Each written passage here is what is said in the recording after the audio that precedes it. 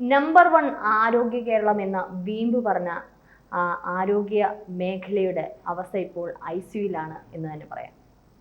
എനിക്ക് സ്ട്രെയിറ്റ് ആയിട്ട് ചോദിക്കാലോ, ആരോഗ്യമന്ത്രി രാജിവെക്കേണ്ടുന്ന ഒരു അവസ്ഥയിലെത്തിയില്ലേ?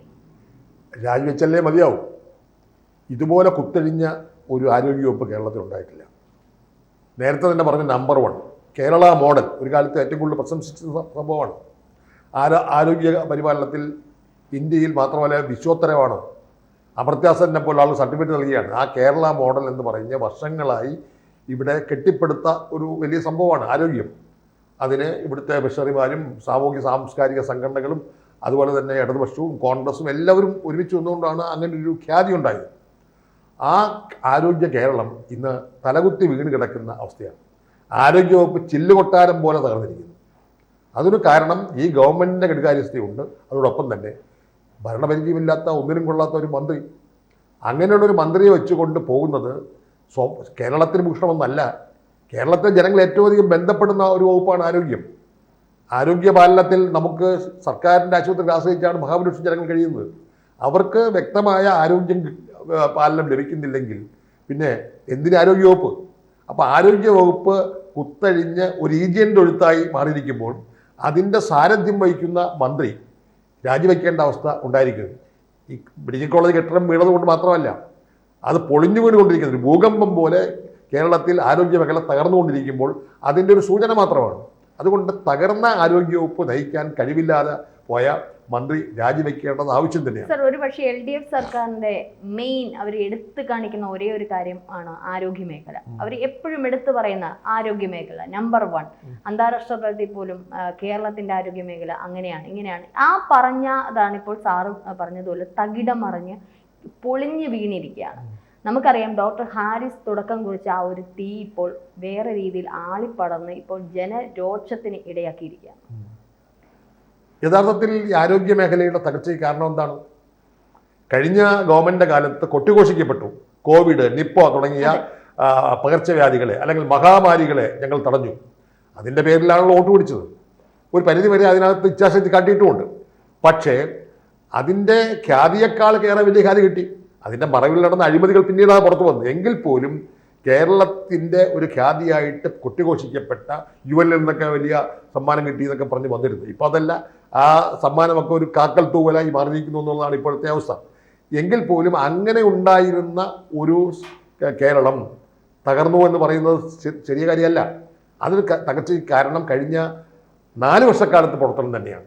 2013 ഇപ്പോൾ കോട്ടയം മെഡിക്കൽ കോളേജിന്റെ ആ ഒരു കെട്ടിട ഭാഗം ശോചനീയാവസ്ഥയാണെന്ന് ചൂണ്ടിക്കാട്ടി മന്ത്രി തന്നെ ഇന്നലെ പറഞ്ഞു. പക്ഷേ 2013 മുതൽ ഇത്രയും വർഷമായിട്ടും ഒരു പുതിയ കെട്ടിടം പുനഃസ്ഥാപിക്കാനോ അല്ലെങ്കിൽ മാറ്റി പാർപ്പിക്കാനോ അവർക്ക് കഴിഞ്ഞില്ല.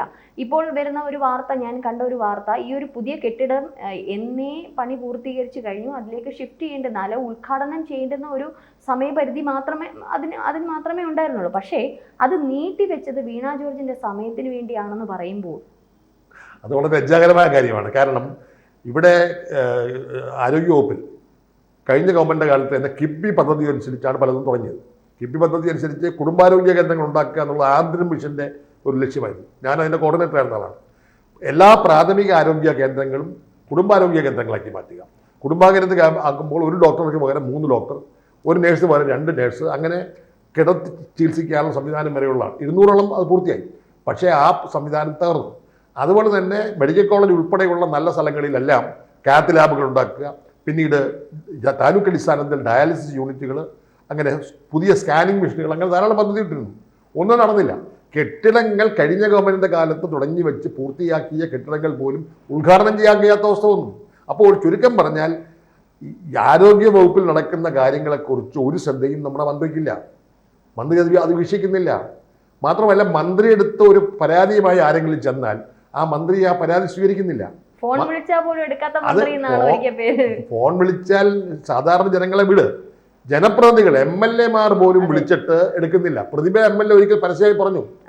അപ്പോൾ അവരെ സംബന്ധിച്ചിടത്തോളം അത് സമയത്ത് എന്ന് പറഞ്ഞാൽ ആരോഗ്യ വകുപ്പ് എന്ന് പറഞ്ഞാൽ ഒരു ചെറിയ വകുപ്പ് പോലെ അല്ലെങ്കിൽ ഒരു അധ്യാപികയ്ക്ക് പോകുന്ന പോലെയൊക്കെയുള്ള ഒരു സംവിധാനമായിട്ടാണ് കാണുന്നത്. ഇത് 24 മണിക്കൂറും കണ്ണിൽ എണ്ണ ഒഴിച്ചു നിൽക്കേണ്ട ഒരു സംവിധാനമാണ് ആരോഗ്യ സംവിധാനം. ആരോഗ്യവും വിദ്യാഭ്യാസവും ജനങ്ങൾ ഏറ്റവും അധികം നേരിടുന്ന സംഭവമാണ്. പക്ഷേ അങ്ങനെയുള്ള ഒരു സ്ഥലത്ത് ഞാൻ വീണാ ജോർജിനെ മാത്രമായി കുറ്റപ്പെടുത്തുന്നില്ല. കാരണം അങ്ങനത്തെ കാലത്ത് പരിചയമുള്ള രാഷ്ട്രീയ പാരമ്പര്യമുള്ള ആളെ മക്കണ്ടേ. വീണാ ജോർജിന് അങ്ങനെ രാഷ്ട്രീയ പാരമ്പര്യമില്ല, വാർത്താ വായനക്കാരിയായിരുന്നു, പെട്ടെന്ന് കയറി MLA ആയി. പക്ഷേ ഇവിടെ വീണാ ജോർജിനെ മന്ത്രിയാക്കിയതിലൊന്നും കുറ്റം പറയുന്നില്ല. കാരണം മാധ്യമപ്രവർത്തന രംഗത്ത് നിന്ന് വന്ന നിരവധി ആളുകൾ ഉയർന്നു വന്നിട്ടുണ്ട്. ഉദാഹരണത്തിന് മാതൃഭൂമിയുടെ ഡൽഹി ലേഖനായിരുന്ന KP കുഞ്ഞിക്കണ്ണൻ MP ആയി, പിന്നീട് കേന്ദ്രമന്ത്രിയായി.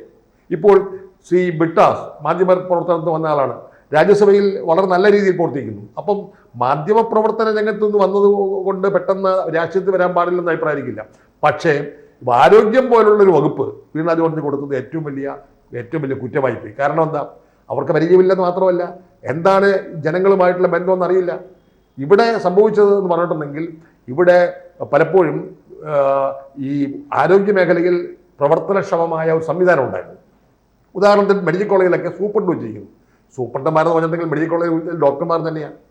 യഥാർത്ഥത്തിൽ അവിടെ അഡ്മിനിസ്ട്രേറ്റീവ് കാര്യങ്ങൾ നടത്തേണ്ട ഉത്തരവാദിത്തം ഈ മെഡിക്കൽ ഡോക്ടർക്ക് പറ്റത്തില്ല. അതിന് വേറെ സംവിധാനം ഉണ്ടാക്കണം. പക്ഷേ നമ്മുടെ മെഡിക്കൽ കോളേജ് ആശുപത്രികളിലും എല്ലാ ആശുപത്രികളിലും ഡോക്ടർമാരുടെ വർക്ക് ലോഡ് കൂടിയിരിക്കുകയാണ്.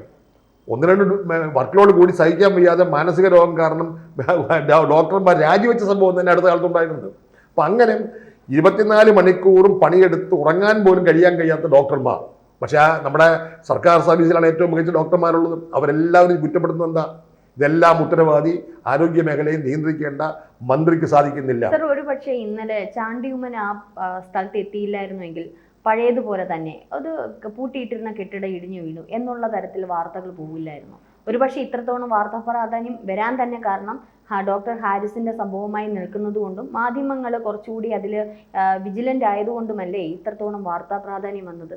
തീർച്ചയായും. കാരണം ഇവിടെ ഒരു കെട്ടിടം പൊളിഞ്ഞു വീഴുന്നത് മാത്രമല്ല, മെഡിക്കൽ കോളേജ് എന്ന് പറഞ്ഞിട്ടുണ്ടെങ്കിൽ നമ്മുടെ മെഡിക്കൽ കോളേജുകളാണ് നമ്മുടെ സൂപ്പർ സ്പെഷ്യാലിറ്റി ഹോസ്പിറ്റൽ. എല്ലാ സൗകര്യങ്ങളും ഉണ്ട്, എല്ലാ ഉപകരണങ്ങളും ഉണ്ട്, മികച്ച ഡോക്ടർമാരുണ്ട്. പക്ഷേ അങ്ങനെയുള്ള മെഡിക്കൽ കോളേജിൽ പോലും ഒരു പൂട്ടിയിട്ടിരിക്കുന്നു. ശുചിമുറിയാണെന്നാണ് പറയുന്നത്. ശുചിമുറിയാണെങ്കിൽ പോലും അവിടെ മനുഷ്യപ്രവേശനമുള്ള കവാടമോ ഉണ്ടെങ്കിൽ അവിടെ ആളുകൾ ഉണ്ടോ എന്ന് പരിശോധിക്കണ്ടേ? അപകടം നടന്നപ്പോൾ തന്നെ അവിടെ രക്ഷാപ്രവർത്തനത്തിന് വേണ്ടിയുള്ള സന്നാഹങ്ങൾ ഒരുക്കണ്ടേ? ഒന്നും ചെയ്യാതെ ഒന്നും സംഭവിച്ചില്ല, എന്തോ ഒരു കെട്ടിടം ഇടിഞ്ഞു വീണു എന്ന് പറഞ്ഞ് വളരെ ലാഘവത്തോടു കൂടിയാണ് മന്ത്രി കണ്ടത്, 2 മന്ത്രിമാർ കണ്ടത്. അതിനെ തുടർന്നുണ്ടായ പ്രക്ഷോഭം വളരെ ശക്തമായി. അല്ല, പൂട്ടിയിട്ടിരുന്ന കെട്ടിടം എന്ന് പറയുന്നത് പച്ചക്കള്ളമായിരുന്നു. കാരണം ഇന്നലെ അവിടെയുള്ള ഡോക്ടേഴ്സ് ഉൾപ്പെടെ ചാണ്ടിയുമ്മൻ ഇന്നലെ നമ്മൾ ആ ചെറിയൊരു വീഡിയോ കണ്ടു. ഒരു കാലില് കമ്പിയൊക്കെ ഇട്ടിരുന്ന ഒരു രോഗിയുടെ അടിഭാഗം മൊത്തം സിമെന്റ് ആണ്. ആ വ്യക്തി അവിടെ കിടന്നിരുന്ന, ആ വാർഡിൽ കിടന്നിരുന്നതാണ്. അതിന്റെ ഒരു ഭാഗമാണ് ഇടിഞ്ഞു പോയിരിക്കുന്നത്, മറ്റേ വാർഡുകൾ ഉപയോഗിച്ചുകൊണ്ടിരുന്നത്. അവിടുത്തെ 2 ഡോക്ടേഴ്സ് ഇന്നലെ അവർ മാധ്യമങ്ങളോട് പറഞ്ഞിരുന്നു. അപ്പൊ ഇത്തരത്തിലുള്ള കള്ളത്തരം പറഞ്ഞിട്ട് ഈ ഇടിഞ്ഞു വീണ സമയത്താണ് അത്രയും രോഗികളെ ഇവരെടുത്ത് വലിച്ച് അപ്പുറത്തെ ബ്ലോക്കിലോട്ട് കൊണ്ടുവന്ന് വിട്ടിട്ട് പെട്ടെന്ന് ഡിസ്ചാർജ് എഴുതി കൊടുക്കുകയാണ്. എന്താണ് സാർ ഇത്? തീർച്ചയായിട്ടും കാര്യം മന്ത്രി എന്ന് പറഞ്ഞിട്ടുണ്ടെങ്കിൽ മന്ത്രി വന്ന് ഒരു രോഗിയെ കണ്ടിട്ട് പോകേണ്ട ആളല്ല. അവിടെ ഒരു അപകടമുണ്ടായപ്പോൾ ആ അപകടവുമായി ബന്ധപ്പെട്ട കാര്യങ്ങൾ സൂക്ഷ്മപൂർവ്വം പഠിക്കണം. മാധ്യമങ്ങളെ കാണുന്നതിന് മുമ്പ് തന്നെ കാര്യങ്ങൾ എന്താണെന്ന് മനസ്സിലാക്കണം. അങ്ങനെ മനസ്സിലാക്കാൻ കഴിയുന്ന ഒരു അന്വേഷണ ബുദ്ധിയില്ലാതെ പെട്ടെന്ന് വീണ്ടും വിചാരമില്ലാതെ ഒരു പ്രതികരണത്തിലേക്ക് പോയി. സത്യം പറഞ്ഞാൽ അവിടെ നടന്ന എന്താണെന്നെ കുറിച്ച് ഇപ്പോഴും മന്ത്രിക്ക് ധാരണയില്ല. മന്ത്രി രണ്ടാമത് നടത്തിയ 10 ദിവസം മേളും അവ്യക്തമാണ്. അപ്പോൾ ചുരുക്കം പറഞ്ഞാൽ ആരോഗ്യ മേഖലയിൽ കഴിഞ്ഞ 4 വർഷമായി മന്ത്രി ഉണ്ടെങ്കിലും മന്ത്രിക്ക് അവിടുത്തെ ഒരു ചുക്കുഞ്ഞുണ്ടാകുമ്പോൾ അറിയില്ല. സർ, തിരുവനന്തപുരം മെഡിക്കൽ കോളേജിലേക്ക് വരികയാണെങ്കിൽ എനിക്ക് തോന്നുന്നു 1956 കാലഘട്ടത്തിലാണ് മെഡിക്കൽ കോളേജിന്റെ ഒരു കൽപ്പനയൊക്കെ ചെയ്തത്, അത് വന്നത്. കാരണം ഇത്രയും വർഷം നീണ്ടുനിന്ന, ഇത്രയും വർഷം പണി കഴിപ്പിച്ച് നിർത്തിയിരിക്കുന്ന മെഡിക്കൽ കോളേജാണ്. കാരണം ഇത്തരത്തിലുള്ള അപകടങ്ങൾ ഇവിടെയും വരാൻ സാധ്യതയില്ല. കാരണം ഞാൻ കണ്ടിട്ടുണ്ട് ജീർണിച്ച അവസ്ഥയിലുള്ള കെട്ടിടങ്ങൾ. തീർച്ചയായിട്ടും. കാരണം നമ്മുടെ തിരുവനന്തപുരത്ത് രാജഭരണകാലത്ത് തുടങ്ങിയതാണ്, ഒരു ധർമാശുപത്രി തുടങ്ങിയ മെഡിക്കൽ കോളേജാണ്, നമ്മുടെ അഭിമാനമാണ് മെഡിക്കൽ കോളേജ്. പക്ഷേ ആ മെഡിക്കൽ സംവിധാനവും ചില സന്ദർഭങ്ങളിൽ മാത്രം, ഉദാഹരണത്തിന് വക്കം വിശ്വത്ര മന്ത്രിയായിരുന്നപ്പോഴാണ് റഫറൽ ഹോസ്പിറ്റലാക്കിയത്. അപ്പോൾ അതിനൊരു പ്രാധാന്യം കിട്ടി. പിന്നീട് മെഡിക്കൽ കോളേജിൽ കാത് ലാബ് കൊണ്ടുവന്നതും അതിൻ്റെ കാഷ്വാലിറ്റി സംവിധാനം മെച്ചപ്പെടുത്തുന്നതൊക്കെ VM സുധീരനാണ്. പക്ഷേ അങ്ങനെ എടുത്തു പറയത്തക്ക നേട്ടങ്ങളൊന്നും ഇല്ലെങ്കിൽ പോലും കാലാകാലങ്ങളിൽ നമ്മുടെ മെഡിക്കൽ കോളേജ് ആ ഖ്യാതി നിലനിർത്തിയിരുന്നു. പക്ഷേ ഇന്നെന്താ മെഡിക്കൽ കോളേജ് ശ്രദ്ധിക്കുന്നില്ല. അവിടെയുള്ള പുതിയ കെട്ടിടങ്ങൾ വന്നിട്ടുണ്ട്. പക്ഷേ പഴയ കെട്ടിടങ്ങളുടെ അവസ്ഥ പരിശോധിച്ചിട്ടുണ്ടോ? അത് മെഡിക്കൽ കോളേജ് മാത്രമല്ല, നമ്മുടെ തിരുവനന്തപുരം ജനറൽ ആശുപത്രി, ആ കെട്ടിടങ്ങളെന്ന് പറഞ്ഞിട്ടുണ്ടെങ്കിൽ 200 വർഷങ്ങൾക്ക് പഴക്കമുള്ളതാണ്. പഴയ താലൂക്ക് ആശുപത്രികൾ പലതും പഴക്കമുള്ളതാണ്, പഴയ ധർമാശുപത്രികളാണ്. അപ്പോൾ കെട്ടിടങ്ങൾ മാത്രമല്ല, അവിടുത്തെ ശോച്യാവസ്ഥയെക്കുറിച്ച് ഒരു പഠനം നടന്നിട്ടില്ല, ശുചീകരണ പ്രവർത്തനം നടക്കുന്നില്ല, ചുരുക്കം പറഞ്ഞിട്ടുണ്ടെങ്കിൽ സർ, ഇതിനു മുമ്പേ ഒരു വാർത്ത വന്നു, മരുന്നുകളുടെ ക്ഷാമം. നിരവധി സ്ഥലങ്ങളിൽ ചെന്ന് പെട്ടാൽ പോലും മരുന്നുകളില്ല എന്ന് പറയുന്നു. കാരണം ഒരു ക്രിട്ടിക്കൽ സിറ്റുവേഷൻ വരുന്ന ഒരു രോഗി ഇപ്പൊ നീതി സ്റ്റോറിലോട്ട് ചെല്ലുമ്പോൾ പറയാം അവിടെ ഇല്ല, അടുത്തത് ചെല്ലുമ്പോൾ പറയാം അവിടെ ഇല്ല. അപ്പൊ ഈ രോഗികളുടെ കൂട്ടിയിരിപ്പുകാരെ ഓട്ടിക്കുന്ന തരത്തിലാണ് അവിടുത്തെ സിസ്റ്റം. മന്ത്രി സിസ്റ്റത്തിന്റെ കാര്യം പറഞ്ഞതുകൊണ്ടാണ് ഞാൻ ഒരിക്കൽ വാർത്ത ചെയ്തതാണ്. ഈ സിസ്റ്റം എന്ന് പറയുന്ന ഒരു സാധാരണ ഒരു ഹൗസ് വൈഫിനോട് ചോദിച്ചാൽ പോലും അവർ പറഞ്ഞു ഒരു സോഫ്റ്റ്വെയർ ക്രിയേറ്റ് ചെയ്താൽ മതി. ഒരിടത്ത് ഏകീകൃതമായിട്ട് ഇതിനെല്ലാം ഏകോപിപ്പിച്ചുകൊണ്ട് ഒരു സോഫ്റ്റ്വെയർ ക്രിയേറ്റ് ചെയ്താൽ ഈ രോഗികളുടെ കൂടെ വരുന്നവരെ ഇങ്ങനെ നെട്ടോട്ടം ഓടിപ്പിക്കേണ്ട. ECG ഒരിടത്താണെങ്കിൽ സ്കാനിങ് മറ്റൊരിടത്ത്, MRI വേറൊരിടത്ത്. കാരണം ഇവർക്ക് തന്നെ അറിയില്ല എങ്ങോട്ട് എവിടേക്ക് പോകണമെന്ന്. ഇതൊക്കെ ഒരു ഏകോപിപ്പിച്ചുകൊണ്ട് ഒരു സോഫ്റ്റ്വെയർ സിസ്റ്റം കൊണ്ടുവരികയും ഒറ്റ ബിൽഡിങ്ങിലാക്കുകയും ചെയ്താൽ ഇങ്ങനെ കിടന്ന് ഓടേണ്ടത്. അപ്പോൾ ഇവരുടെ സിസ്റ്റത്തിന്റെ കുഴപ്പമാണെന്ന് പറഞ്ഞാൽ 10 വർഷമായിട്ട് ഈ സിസ്റ്റം മാറിയിട്ടില്ലല്ലോ. അതായത് ഗവേണൻസ് നടപ്പിലാക്കിയെന്നാണ് പറയുന്നത്.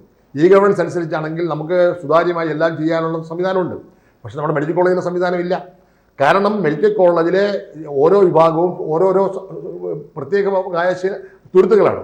അപ്പോൾ അതിനെ സംയോജിപ്പിക്കുന്ന തരത്തിലുള്ള ഒരു ഭരണ സംവിധാനമില്ല. മാത്രമല്ല അത് ഉപദേശം കൊടുക്കാൻ ആളില്ല. നമ്മുടെ മെഡിക്കൽ വകുപ്പിൽ കഴിഞ്ഞ ഗവൺമെൻറ് കാലത്ത് ഡോക്ടർ B. ഇക്ബാൽ ചെയർമാനായിട്ടുള്ള ഒരു ഉപദേശ സമിതി ഉണ്ടായിരുന്നു. ഇപ്പോൾ ഉപദേശ സമിതി ഇല്ല. അതിനകത്ത് വിദഗ്ധ ഡോക്ടർമാരുണ്ടായിരുന്നു. അതുപോലെ തന്നെ പ്രമുഖരായ ഈ രംഗവുമായി ബന്ധപ്പെട്ട ആളുകളുണ്ടായിരുന്നു. അപ്പം നമ്മുടെ പുതിയ സംവിധാനത്തിൽ ആരോഗ്യമന്ത്രി വീണ ജോർജ് വന്നതിന് ശേഷം പുള്ളി ഒരാളുടെ ഉപദേശം കേൾക്കാറില്ല, ആരോട് ചോദിക്കാറില്ല. അത് സർക്കാർ കാര്യം പുറകെ പോകുന്നു എന്നുള്ള മട്ടിൽ ഇങ്ങനെ പോകുന്നു. അത് എവിടെയാണ് ഇടിച്ചു വീഴുന്നതെന്ന് അറിയില്ല. പക്ഷേ ആ ഇടിച്ചു വീഴാൻ തുടങ്ങിയെന്നുള്ളൊരു തെളിവാണ് കെട്ടിടങ്ങൾ ഉൾപ്പെടെ പൊളിഞ്ഞു വീഴുകയും സംവിധാനമാകെ ജനങ്ങൾ പ്രാണരക്ഷാർത്ഥം ഓടുകയാണ്. അപ്പോൾ സർക്കാർ ആശുപത്രികൾ എന്ന് പറയുന്നത് സാധാരണക്കാരൻ്റെ സാമാന്യ ജനങ്ങളുടെ അഭയകേന്ദ്രമാണെങ്കിൽ അവരെല്ലാം ചൂഷണപൂർണമായ സ്വകാര്യ മേഖലയിലേക്ക് പോകേണ്ടി വരും. അപ്പോൾ ചുരുക്കം പറഞ്ഞാൽ ഇന്ന് ജനങ്ങൾ ഏറ്റവും അധികം യാതന അനുഭവിക്കുന്നത് നമ്മുടെ ആശുപത്രിയുടെ കവാടം ചെല്ലുമ്പോഴാണ്. ഒരു രോഗത്തിന് വേണ്ടി ചികിത്സയ്ക്ക് എത്തുന്ന ഒരു ആള് പല രോഗങ്ങളുമായിട്ടാണ് അവിടുന്ന് പോകുന്നത്. അതുകൊണ്ട് ഇത്രയും ശോച്യാവസ്ഥ ഉണ്ടാവാനുള്ള കാരണം ഭരണ സംവിധാനത്തിന്റെ കുഴപ്പമാണ്, സർക്കാരിന്റെ ഘടകസ്ഥാനിയാണ്. നമ്മുടെ ചർച്ച അവസാനിക്കുന്നതിന് മുമ്പ് ഒരു കാര്യം കൂടെ എനിക്ക് ചോദിക്കാനുണ്ട് സർ. ഇപ്പോൾ ഒരു ജനരോഷം തന്നെ ഉണ്ട്, ജനങ്ങളുടെ ഇടയിൽ ഒരു വിരോധം തന്നെയുണ്ട്. ആരോഗ്യമന്ത്രി രാജിവെക്കണം എന്ന ഒറ്റ നിലപാടിൽ തന്നെയാണ് ഈ പറഞ്ഞ UDF-ഉം BJP ഒക്കെ. അങ്ങനെയെങ്കിൽ സർക്കാരിൻ്റെ കമ്മ്യൂണിസ്റ്റ് പ്രസ്ഥാനമാണ്, അതിൻ്റെ ഒരു ആശയങ്ങളുണ്ട്. പലപ്പോഴും തൊഴിലാളികൾക്ക് വേണ്ടിയിട്ടൊക്കെ നിലകൊള്ളുന്ന, മനുഷ്യർക്ക് വേണ്ടിയിട്ട് നിലകൊള്ളുന്ന, സ്നേഹത്തെ പറ്റി പറയുന്ന, വാചാലമാകുന്ന ആ പ്രസ്ഥാനം എടുക്കുന്ന തീരുമാനം എന്തായിരിക്കും? എന്തായാലും പിണറായി വിജയന്റെ സ്വഭാവം അനുസരിച്ചാണെങ്കിൽ പുള്ളി ഒരു മന്ത്രിയെ പുറകോട്ട് വലിക്കുന്ന സ്വഭാവക്കാരനല്ല. അതുകൊണ്ട് വീണ ജോർജിന്, പ്രത്യേകിച്ച് വീണമാരോടെല്ലാം പുള്ളിക്ക് സ്നേഹമാണ്. അതുകൊണ്ട് വീണ ജോർജിനെ കൈയടിക്കുമെന്നൊന്നും ഞാൻ കരുതുന്നില്ല. പക്ഷേ വീണ ജോർജിനെ കൈ ഒഴിഞ്ഞില്ലെങ്കിൽ എന്താ സ്ഥിതി? കൈയഴിഞ്ഞാലും ഇല്ലെങ്കിലും ഈ ഗവൺമെൻറ്റിൻ്റെ മരണമടയും മുഴുകിക്കളഞ്ഞു. ഇവിടെ നിന്ന് പൊളിഞ്ഞു വീഴുന്ന ഈ കെട്ടിടങ്ങൾ പോലെ തന്നെ ഈ സർക്കാർ തന്നെ പൊളിഞ്ഞു വീഴാൻ പോവുകയാണ്. ഏതാണ്ട് 8 മാസം 9 മാസം കഴിയുമ്പോൾ ജനവിധി തേടുമ്പോൾ ഈ ഭരണ തകർച്ചയുടെ കാഹളനാദമാണ് ഈ പൊളിച്ചലിലൂടെ കാണുന്നത്. അതുകൊണ്ട് പൊളിഞ്ഞു വീഴുന്ന ഓരോ കെട്ടിടങ്ങളും, പൊളിഞ്ഞു വീഴുന്ന ഓരോ സംവിധാനവും ഈ സർക്കാരിൻ്റെ തകർച്ചയാണ് വിളംബരം ചെയ്യുന്നത്. കൂടുതൽ വാർത്തകളും വിശേഷങ്ങളും നിങ്ങളിലേക്ക് എത്താൻ ABC മലയാളം സബ്സ്ക്രൈബ് ചെയ്യുക, ബെൽ ബട്ടണും അമർത്തുക.